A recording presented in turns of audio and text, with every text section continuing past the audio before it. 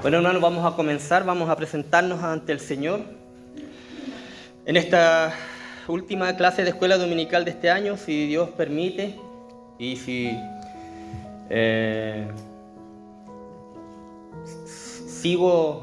me dan el puesto todavía de seguir compartiendo la escuela dominical, seguiremos en marzo. Y veremos igual qué libro compartir, ¿cierto? Igual si ustedes tienen algo en su corazón y les gustaría aprender de otro libro, también las sugerencias son bien recibidas. Así que vamos a orar, hermano. Padre Santo, en el nombre de Jesús, Señor, en esta mañana damos gloria y honra a tu santo nombre, Señor. Gracias porque eres un Dios soberano, un Dios grande y eterno, Señor, un Dios de propósitos divinos y de promesas fieles, Señor. Gracias por ser nuestro Dios, Señor. Gracias por la salvación y por la vida eterna. Gracias porque podemos ser llamados tus hijos, Señor. Ayúdanos cada día, Señor, a perseverar, Señor, en lo que hemos creído, Señor. A perseverar en nuestra santificación, Señor, y a ser como tú eras, Dios bendito, a ser a tu imagen, Señor. Dios bendito, ayúdanos a ser humildes también, Señor, al ver siempre al hermano como superior a uno mismo, Dios amado. Te lo ruego en el nombre de Jesús. Bendice esta clase y a cada uno de los hermanos que nos encontramos acá. Te damos gracias, Señor, por nuestra hermana Lorena, por nuestro pastor Antonio, que ya están con nosotros, han llegado con bien. Tú les has bendecido, Señor, has bendecido a mi hermana para poder ver a su familia, a sus papitos, Señor, que los tiene tan lejos. Cuida de ellos también siempre, Señor. Gracias, Dios amado, en el nombre de Jesús. Amén. Amén. Hoy día no traje cuestionario porque es un resumen de todo el libro. Traté de hacerlo lo más resumido posible, las ideas más principales o los versículos más importantes para que podamos entenderlo, ¿cierto? Y como dije, hoy estamos compartiendo esta última clase del libro de Filipenses, ¿cierto? Bueno, el libro, en el libro de... voy a hablar primero de cómo comenzó la iglesia en Filipos. Y en el libro de los Hechos, en el capítulo 16 del libro de los Hechos, se nos muestra o escribió ahí Lucas cómo el apóstol Pablo llegó a Filipos, cómo llegó, ¿cierto?, con su grupo o su equipo misionero a esa ciudad. Y también muestra allí quiénes fueron los 3 primeros convertidos que hubieron en la ciudad de Filipos.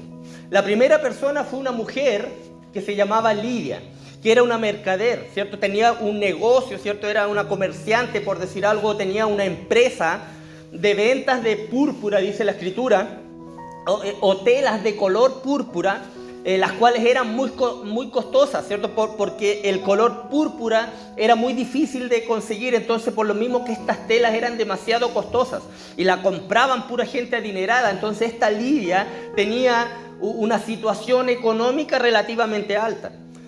Después, mientras recorría la ciudad, una mujer, dice también ahí en el libro de los Hechos, con espíritu de adivinación, con espíritu demoníaco, ¿cierto?, de adivinación, se acercó a Pablo y a Silas, que iba con Pablo, gritando a gran voz que ellos eran hijos del Dios Altísimo. Y aunque esto era cierto, lo que estaba diciendo la mujer era verdad, a Pablo no le gustó el hecho de quién venía. Era el mismo demonio que estaba dentro de la mujer diciendo eso. Entonces Pablo oró, ¿cierto?, por ella, hizo sacar a este demonio en el nombre de Jesús, dice la escritura, y salió esta mujer, este demonio de adentro de esta muchacha. Y esta mujer fue la segunda persona convertida también al cristianismo ahí en Filipos. Después de esto, después de haber Pablo, ¿cierto?, haber sacado este espíritu demoníaco de esta mujer, de esta joven, ¿cierto?, unos hombres que lucraban con esta mujer, que sacaban provecho de esta mujer por medio de la adivinación, armaron un alboroto para meter a Pablo y a Silas a la cárcel, diciendo que andaban desordenando la ciudad. Y así fue, ¿cierto? Pablo y Silas los metieron a la cárcel. A la del más al fondo, dice la escritura, la más oscura, la más húmeda, me imagino yo. Y dice la escritura que ellos allí en la cárcel, con sus manos, sus pies en el cepo era como una especie de grilletes que estaban hacia la pared incrustados, y hacían que se los estiraban. Ellos estaban con las piernas estiradas, hermano, y con los brazos estirados, cuando les ponían esto en las manos y los pies en el cepo. ellos estaban allí, ¿cierto? Y aún en esa situación, dice la Escritura, presos, ellos cantaban himnos, los cuales también escuchaban, ¿cierto? Los otros presos que estaban ahí y también el carcelero que los cuidaban. El carcelero que cuidaba que no se escapen estos presos. Y en medio de la noche, mientras ellos oraban y cantaban himnos, hubo un gran terremoto, dice la Escritura, que las puertas de la cárcel se abrieron. Se abrieron las puertas de la cárcel. Y al ver esto, el carcelero, el hombre que cuidaba a los presos, pensando que se iban a escapar, se iba a matar, se iba a quitar la vida, dice la Escritura que sacó su espada y quiso matarse. ¿Por qué quiso matarse? Porque si a un carcelero se le escapaba un preso, la sentencia para él era la muerte. Entonces, para evitar esa vergüenza, él quiso matarse al ver que se abrieron las puertas y pensó que los presos se habían escapado. Pero Pablo, gritando, le dice ahí en el versículo 16, esto todo ocurrió en Filipos, la primera vez que llegó Pablo allí. Pero Pablo, gritándole, ¿cierto?, dentro de la celda, le decía: no te hagas daño, le dice. Estamos todos aquí, le dice. Entonces, al ver esto, el carcelero de Filipos, ¿cierto?, dice la Escritura que se postró a los pies de Pablo y Silas, diciendo: señores, ¿qué debo hacer para ser salvo? Y Pablo le responde: cree en el Señor Jesucristo y serás salvo tú y tu casa. Entonces, amado hermano, este varón, el carcelero de Filipos, amado hermano, fue el tercer convertido en la ciudad de Filipos. Y esta iglesia en Filipos fue la primera iglesia fundada por Pablo en Europa. La primera iglesia.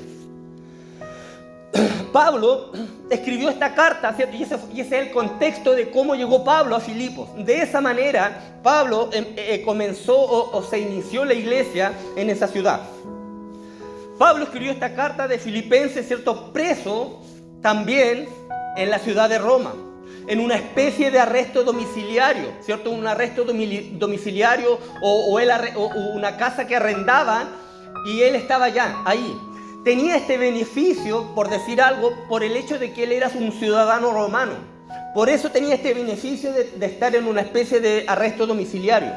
Y Pablo estaba, como lo he repetido durante todas las clases, encadenado las 24 horas del día a un soldado romano, encadenado a otro soldado romano las 24 horas del día, y escribe esta hermosa carta donde revela, ¿cierto?, el apóstol, el amor, ¿cierto?, hacia los hermanos de Filipo, el gozo que él tiene hacia ellos, ¿cierto?, conocida también como la carta del gozo, porque en varias partes de esta lo nombra, dando a entender que el gozo no es de acuerdo a las circunstancias o a las situaciones que uno pueda estar viviendo, sino que el gozo viene de tener puesta la fe en nuestro Señor Jesucristo. La carta se escribió entre los años 60 y 62 después de Cristo aproximadamente. La iglesia de Filipos había enviado a Epafrodito, un colaborador de la iglesia, con una ofrenda para Pablo.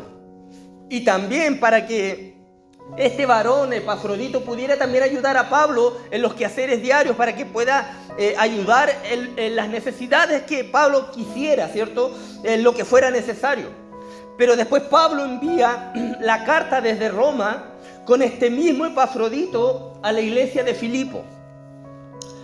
Pablo inicia la carta en el capítulo 1 con un saludo y con acción de gracias también por los filipenses, por su generosidad, por su fidelidad, ¿cierto? Y él dice en los versículos 3 y 4 del capítulo 1: doy gracias a mi Dios siempre que me acuerdo de vosotros, siempre en todas mis oraciones, rogando con gozo por todos vosotros, decía Pablo, ¿cierto? También Pablo expresa, ¿cierto?, la confianza de la obra transformadora que Dios ha comenzado en este grupo de hermanos.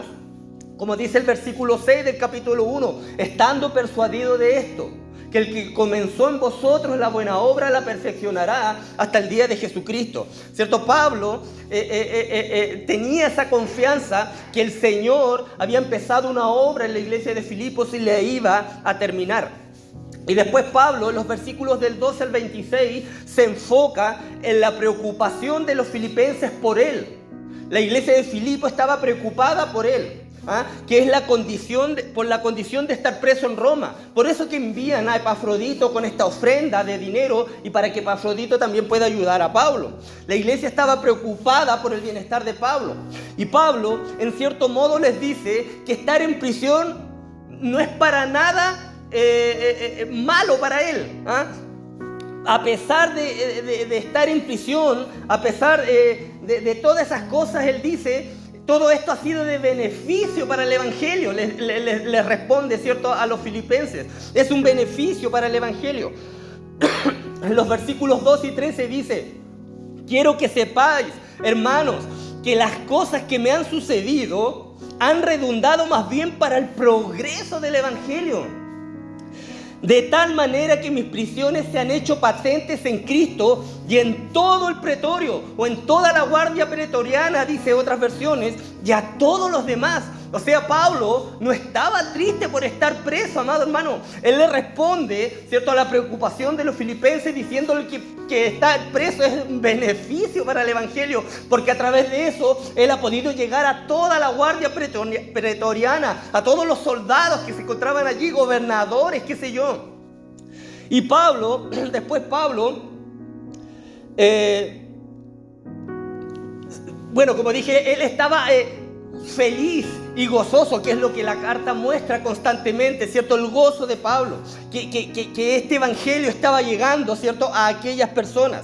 Y también la prisión de Pablo, dice él, había servido también a otros hermanos, a que anunciaran con más valentía el evangelio a las personas, porque dice en el versículo 14, ahí mismo en el capítulo 1 estamos, y la mayoría de los hermanos, dice Pablo, cobrando ánimo en el Señor con mis prisiones, se atreven mucho más a hablar la palabra sin temor, decía Pablo, ¿cierto? Y Pablo es optimista también, amado hermano, que será liberado de la prisión, pero también es posible que pueda ser ejecutado, también está su opción. Y mientras reflexiona en esto, amado hermano, mientras está reflexionando en esto de que tiene la confianza que va a ser liberado, pero está la posibilidad también de ser ejecutado, Pablo reflexiona en esto y dice, la verdad no sería tan malo morir, dice él, por decir algo. Dice en el versículo 21, ¿cierto? Porque para mí el vivir es Cristo y el morir es ganancia, decía Pablo. Entonces, si muero ejecutado, no es malo para mí, porque voy a estar con mi Señor, ¿cierto? Para Pablo, su vida en el presente, amado hermano, y en el futuro es definida por la vida, el amor, la gracia y la bondad de Cristo en él. Así que, si es ejecutado, él estaba feliz igual y con gozo, porque estaría con Jesús.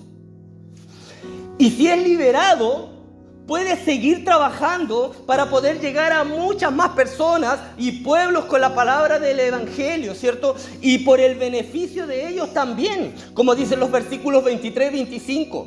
Teniendo el deseo de partir y estar con Cristo, lo cual es muchísimo mejor, dice Pablo, pero quedar en la carne es más necesario por causa de vosotros, dice Pablo. Y confiando en esto, ¿cierto?, de que va a ser liberado, sé que quedaré, que aún permaneceré con todos vosotros para vuestro provecho y gozo de la fe, dice el apóstol. Luego Pablo sigue, ¿cierto?, y exhorta a los filipenses a seguir el ejemplo de nuestro Señor Jesucristo. Él les dice, sus vidas como ciudadanos deben ser, dice Pablo, consistentes. Su vida como ciudadanos de Cristo deben ser firmes, ¿cierto? Y moldeadas al Rey soberano que es nuestro Dios, está diciendo Pablo. Estoy parafraseando lo que él escribió allí. Y el versículo 27 dice, solamente que os comportéis como es digno del Evangelio de Cristo, para que o sea que vaya a veros o que esté ausente, oiga de vosotros que estáis firmes en un mismo espíritu, combatiendo unánimes por la fe del Evangelio, le dice Pablo. Y esto les dice Pablo, podría traer persecución para ustedes. Y de hecho la van a tener, pero ellos no deben temer, le dice Pablo, ustedes no deben temer sufrir por estar asociados a Jesús. Les dice Pablo, él les anima, ¿cierto? Porque es la manera de vivir del cristiano que está en Cristo, le dice Pablo. como dice el versículo 29, porque a vosotros os es concedido a causa de Cristo, no solo que creáis en Él, sino también que padezcáis por Él. Pablo está diciendo, amado hermano, que estar en cierto modo, por decir algo, asociado con Cristo, también sufriremos como Él sufrió. Persecución, burla, amado hermano. Y eso es lo que le dice Pablo también a la iglesia de Filipo, porque había mucha persecución en ese lugar. Y esto lleva al apóstol a escribir en el capítulo 2 el hermoso, amado hermano, y maravilloso poema de la humillación y la exaltación de Cristo. Jesús, antes de volverse humano, gozaba, amado hermano, de una gloria celestial y de la alabanza de los ángeles, amado hermano, al igual que Dios, ya que Jesús es Dios. Pero el Mesías decidió, amado hermano, no ocupar esa condición para su beneficio propio, esa condición de ser Dios, sino que dice en los versículos 7 y 8 del capítulo 2 que se despojó a sí mismo, tomando forma de siervo, hecho semejante a los hombres, y entrando en la condición de hombre, dice, se humilló a sí mismo, haciéndose obediente hasta la muerte, y muerte de cruz, dice, escribe allí el apóstol Pablo. Jesús se hizo hombre, se encarnó, y aunque se despojó de su gloria, siguió siendo Dios. Él era 100% Dios y 100% hombre. Se volvió, amado hermano, siervo de todos. Y aún más que eso, permitió, amado hermano, que lo humillaran hasta la peor muerte que podía recibir una persona en aquella época, que era la crucifixión. Pero a través del poder y la gracia de Dios, la vergonzosa muerte del Señor Jesucristo, amado hermano, fue revertida por la resurrección. Y ahora Dios, por la obediencia de su Hijo, dice los versículos del 9 al 11, que le exaltó hasta lo sumo y le dio un nombre que es sobre todo nombre, para que en el nombre de Jesús se doble toda rodilla de los que están en los cielos y en la tierra y debajo de la tierra, y toda lengua confiese que Jesucristo es el Señor, para gloria de Dios Padre. En esta última declaración asombrosa del versículo 11, ¿cierto? Pablo cita Isaías 45:23, un pasaje que habla de que toda la creación reconocerá, ¿cierto?, al Dios de Israel como Señor. Y el Jesús crucificado, amado hermano, y resucitado, en este Jesús crucificado y resucitado descubrimos que el único verdadero Dios de Israel consiste en Dios Padre y el Señor Jesús, amado hermano, su Hijo Jesucristo. Así que estos versículos de la humillación y de la exaltación de Cristo expresan quién realmente es Jesús. Él es Dios, el Hijo de Dios. Y hace algo más también Pablo al escribir esto, que Jesús debe ser un ejemplo para nosotros. Esa es la idea principal de Pablo al escribir la humillación y la exaltación de Cristo. Que Jesús debe ser un ejemplo para ustedes, le está diciendo Pablo a los filipenses. Este debe ser su mayor ejemplo, su mayor modelo, ¿cierto? Debemos vivir una vida cristiana, debemos ser que imite al Señor Jesucristo, está diciéndole Pablo a los filipenses. Que imite a nuestro Señor. Que ese debe ser el sentir, le dice Pablo, que debe haber en ustedes. Lo que hubo en Cristo Jesús. Llevar siempre el ejemplo de Jesús. Nos muestra entonces, ¿cierto?, el primer ejemplo que nosotros debemos imitar. Nuestro Señor Jesucristo. Y en ese ejemplo es que debiéramos andar y ser luminares en el mundo, como dice desde los versículos 12 al 18. Obedientes, hacer todo sin murmuraciones y contiendas, nos llama a ser irreprensibles, hijos sin mancha en medio de un mundo totalmente corrompido, tomados siempre de la palabra de vida. Preocupándonos cada día de nuestra santificación, dice Pablo, teniendo en cuenta que esta santificación progresiva en nosotros depende de nosotros por medio de lo que Dios también hace en nuestro interior. Decía en los versículos 2 y 13, por tanto, amados míos, como siempre habéis obedecido, no como en mi presencia solamente, sino mucho más ahora en mi ausencia. Ocupaos en vuestra salvación con temor y temblor, porque Dios es el que produce en vosotros el querer como el hacer por su buena voluntad, ¿cierto? La santificación, amado hermano, depende de nosotros. Cuando hablo ocupaos de vuestra salvación, está diciendo que nos preocupemos de nuestra santificación. Depende de nosotros, pero sigue diciendo que Dios es el que produce en nosotros el querer como el hacer por su buena voluntad. O sea, sin la segunda no podríamos cumplir la primera. ¿Ah? Y por esta razón Pablo continúa dando inmediatamente dos ejemplos más de dos personas, las cuales nosotros también debiéramos imitar. Desde el versículo 19 al 30 del capítulo 2, él habla de dos ejemplos de cristianos que valen la pena imitar. Estos son Timoteo y Epafrodito, quien fue el varón, ¿cierto?, que había sido enviado desde Filipo con la ayuda monetaria y para ayudar a Pablo en lo que fuera necesario. Él da el ejemplo de estas personas que viven en su carne también la historia de Jesús, con padecimientos y dispuestos también a arriesgar, amado hermano, su propia vida por el Evangelio.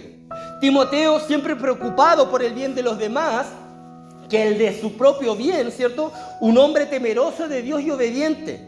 Y Epafrodito, un hombre, como dije recién, quien había traído una ofrenda monetaria a Roma de parte de la iglesia de Filipo. Pablo lo llama en el versículo 25, hermano, colaborador, compañero de milicia, mensajero y ministrador de mis necesidades, ¿cierto?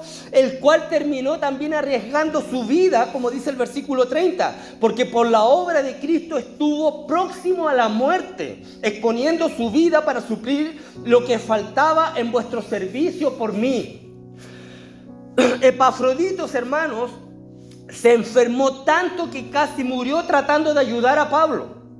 Y en el versículo 27 dice, pues en verdad estuvo enfermo, a punto de morir, pero Dios tuvo misericordia de él, y no solamente de él, dice Pablo, sino también de mí, para que yo no tuviese tristeza sobre tristeza. El Señor, amado hermano, había librado a Pablo de perder a un excelente amigo y hermano en Cristo. Entonces, el punto de Pablo, amado hermano, el punto de Pablo aquí en los versículos del 19 al 30 del capítulo 2, es que estos dos hombres también son ejemplos vivos, dignos, amado hermano, de imitar, dignos de seguir sus pasos, quienes entregaron y arriesgaron su vida por el Evangelio. Luego, perdón hermanos que ando medio resfriado. Luego en el capítulo 3 se vuelve también hacia su propia historia. Y dice también que nosotros debiéramos seguir su ejemplo. Pablo habla de su propia historia, amado hermano. Y él empieza hablando en el capítulo 3 de un grupo de personas, los judaizantes, ¿cierto?, los cuales dicen que era necesario circuncidarse para ser salvos. A estos Pablo los llama perros, malos obreros y mutiladores del cuerpo. Este grupo de personas constantemente le ocasionaban problema a Pablo, amado hermano, y en la carta de los Gálatas también el apóstol hace referencia a estos como un grupo totalmente equivocado con respecto a cómo obtener la salvación. Y Pablo recalca que la salvación es solo por gracia y por la fe en Jesús, y que nada tiene que ver los rituales o las ceremonias del antiguo pacto. Este grupo ponía como su confianza, ¿cierto? Este grupo, los judaizantes, ponían su confianza en la carne, también en lo que ellos mismos pudieran alcanzar en sus obras. Y Pablo les dice en los versículos 4 al 6, o sea, dice Pablo, si fuera por eso, dice, aunque yo tengo también de qué confiar en la carne, dice Pablo. Si alguno piensa que tiene de qué confiar en la carne, yo más. Y empieza a dar sus títulos, por decir algo. circuncidado al 8º día, dice Pablo, del linaje de Israel, de la tribu de Benjamín, hebreo de hebreos, en cuanto a la ley, fariseo, en cuanto al celo, perseguidor de la iglesia, en cuanto a la justicia que es por la ley, irreprensible. O sea, la cumplo a la perfección, la cumplía a la perfección, decía Pablo. Pablo podría haberse gloriado por todo esto y haber dicho: yo soy salvo por todas estas cosas que he hecho, por todos estos títulos, ¿cierto? Ante los hombres incrédulos, él podía haberse gloriado con todo esto. Ante los judaizantes de aquella época, era la manera de obtener la salvación. Pero Pablo añade en su carta lo siguiente. En los versículos 7 y 8 del capítulo 3 dice: pero cuántas cosas eran para mí ganancia. O sea, todas estas cosas que nombré, cuántas cosas eran para mí ganancia, las he estimado como pérdida por amor de Cristo. Y ciertamente dice: aún estimo todas las cosas como pérdida por la excelencia del conocimiento de Cristo Jesús mi Señor, por amor del cual lo he perdido todo y lo tengo por basura para ganar a Cristo. Amado hermano, todos los títulos que pudo conseguir Pablo sin Cristo, para él ahora eran basura, no tenían importancia, amado hermano. Pablo nos da su ejemplo al mostrar que él se ha despojado de todo lo que era, amado hermano, para ahora poder ser siervo también y esclavo de Jesucristo. Siervo igual que su Mesías, ¿cierto? Y también poder participar de los sufrimientos y de su amor sacrificial.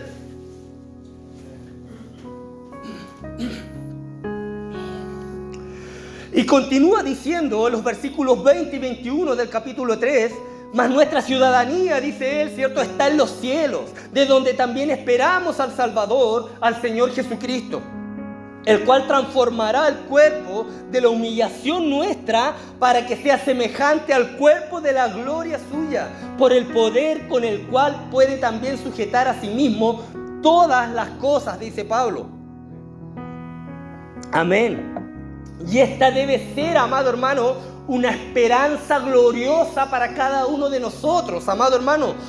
Pertenecemos al reino de los cielos, donde está Jesús, amado hermano. Somos simples peregrinos momentáneos en esta tierra. Y también es una esperanza, también, amado hermano, de que nuestros cuerpos serán transformados para poder entrar en su presencia eterna.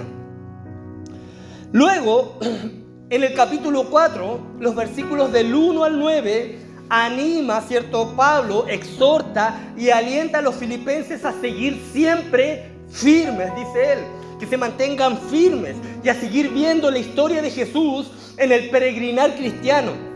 Les anima, amado hermano, a estar unánimes en un mismo sentir, ¿cierto? Dejar las rivalidades y ser fieles.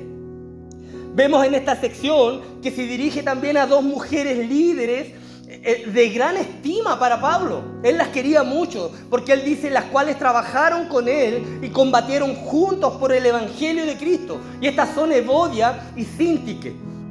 Y Pablo les ruega a estas dos mujeres, ¿cierto?, que sean de un mismo sentir en el Señor, que sigan el ejemplo de humildad de Cristo, del cual le habló en el capítulo 2. Que se reconcilien y sean unificadas, se unan en un mismo espíritu. Y les pide también a un compañero de batalla, compañero fiel, dice el versículo 3, que ayude a estas dos mujeres, las cuales junto a otros más, ¿cierto?, que salen ahí, están sus nombres inscritos en el libro de la vida. Y como se dijo en clases anteriores, este compañero fiel pudo haber sido Lucas o Silas, pero no hay nada concreto con esto. Pablo exhorta también a regocijarse siempre en el Señor, ¿cierto? Y no en las circunstancias de la vida. También lo repetimos a lo largo de todas las clases, ¿cierto?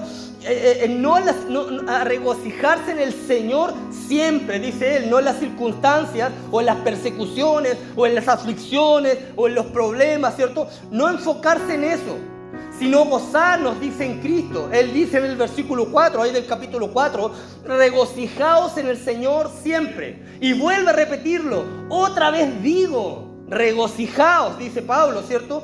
Pablo anima a no rendirse al temor y a la persecución, a no estar afanosos, dice allí, ¿cierto? En el versículo 6, sino que expresen sus peticiones delante de Dios con toda oración y ruego con acción de gracias. ¿Quién le dará después a ustedes la paz? Dice Pablo. Y esa paz, amado hermano, viene de enfocar nuestros pensamientos en lo que es bueno, en lo que es verdadero, en lo que es amable, en lo que es de buen nombre. Y dice en el versículo 9, lo que aprendisteis y recibiste y oísteis y viste en mí, esto haced y el Dios de paz estará con vosotros, dice Pablo. Y esto lleva a Pablo a la conclusión de su carta en los versículos del 10 al 23. Y nuevamente en esta sección agradece a los filipenses por el regalo enviado, ¿cierto? Por esta ofrenda monetaria y por el hombre Epafrodito que enviaron con esta ofrenda para que él también pudiera suplir sus necesidades. Y también quiere que sepan que sus prisiones, amado hermano, sus dificultades y tiempos de pobreza y cualquier otra situación no son verdaderas dificultades para él, dice Pablo, no son grandes dificultades para mí, ya que como dijo al comienzo, han sido de provecho para el avance del Evangelio, les vuelve a decir a los filipenses. Y en cierto modo, el apóstol dice que cada una de estas situaciones, ¿cierto? Las prisiones, las pobrezas, han sido o se convirtieron en cierto modo en maestros para crecer en Cristo Jesús.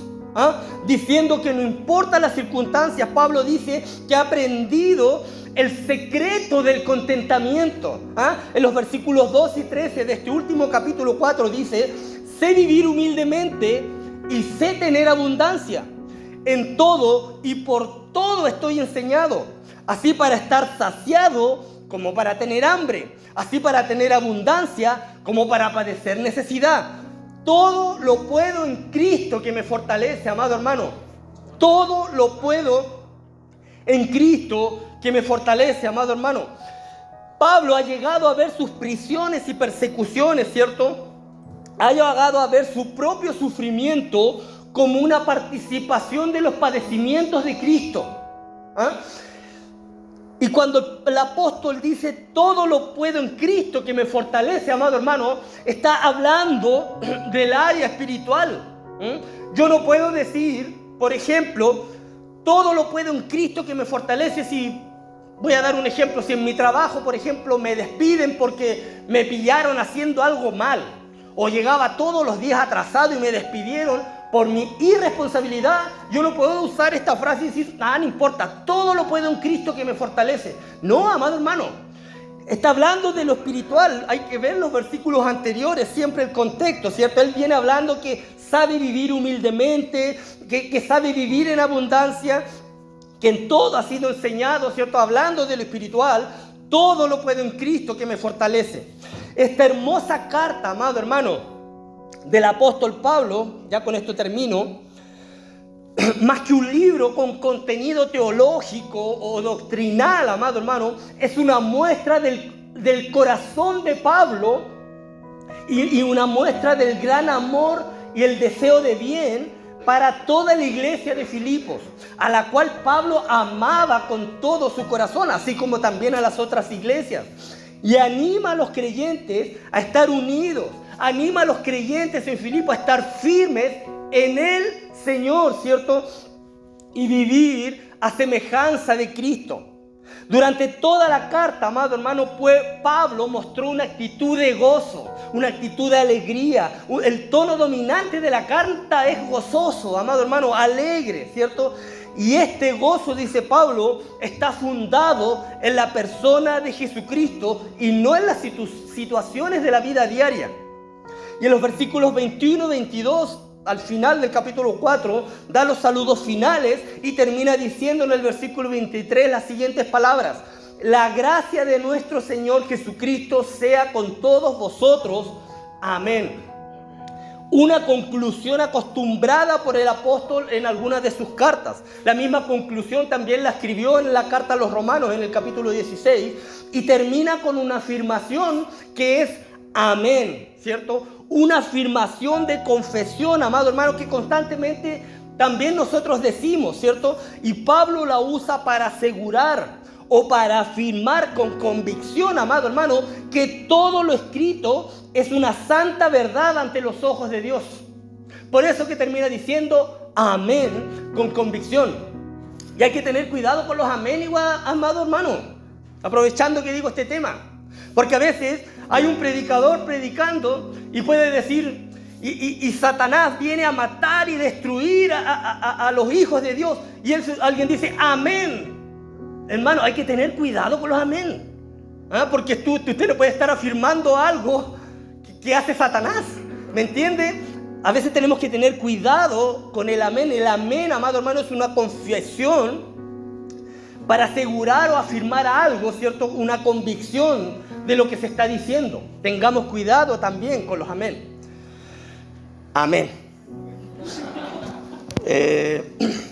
Les quiero